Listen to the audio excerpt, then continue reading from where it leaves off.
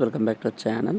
APMC 2024కి సంబంధించి third phase కౌన్సిలింగ్లో నాకు న్యూగా కాలేజ్ వస్తే సర్టిఫికేట్స్ తిరిగిస్తారా, కాలేజ్ ఫీ కట్టినట్లయితే కనుక తిరిగి ఇవ్వడం జరుగుతుందా అని చాలామంది డౌట్ అడుగుతున్నారు.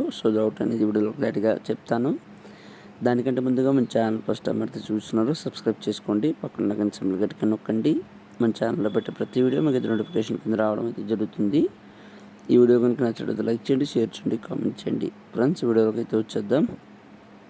ఇక్కడ మనం చూసుకున్నట్లయితే కనుక థర్డ్ ఫేజ్ కౌన్సిలింగ్లో మీకు న్యూగా కాలేజ్ వస్తే కనుక మీ సర్టిఫికేట్స్, మీ సీట్ అలాట్మెంట్ ఆర్డర్ అనేది ఆల్రెడీ ప్రీవియస్ వచ్చిన అలాట్మెంట్ ఆర్డర్తో క్యాన్సిల్ అయిపోతుంది. కాబట్టి న్యూగా మీకైతే కాలేజ్ అనేది రావడం అయితే జరుగుతుంది. కాబట్టి మీ సర్టిఫికేట్స్ అనేవి తిరిగి ఇచ్చేస్తారు. అందులో ప్రాబ్లం అయితే లేదు.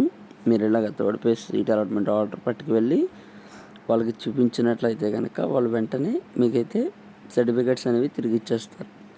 కాలేజెస్ ఫీజ్ సంగతి చూసుకున్నట్లయితే కనుక కాలేజ్ ఫీ ఎవరైనా హాస్టల్ ఫీజు కట్టినా సరే, లేదా కాలేజ్ ఫీ ఏమైనా కట్టినా సరే మీ కాలేజ్ బట్టి ఉంటుంది. కొన్ని కాలేజెస్ అయితే ఇచ్చేస్తాయి, కొన్ని కాలేజెస్ అయితే ఇవ్వడానికి అయితే ఇష్టపడవు.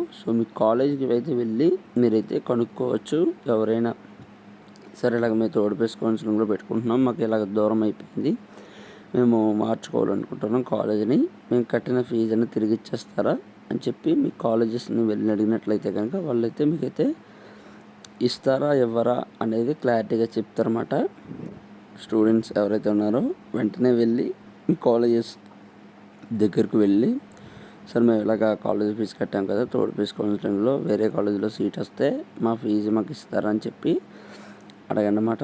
అడిగితే కనుక వాళ్ళైతే అయితే క్లారిటీగా చెప్పడం అయితే జరుగుతుంది. ఇదండి జస్ట్ అప్డేట్.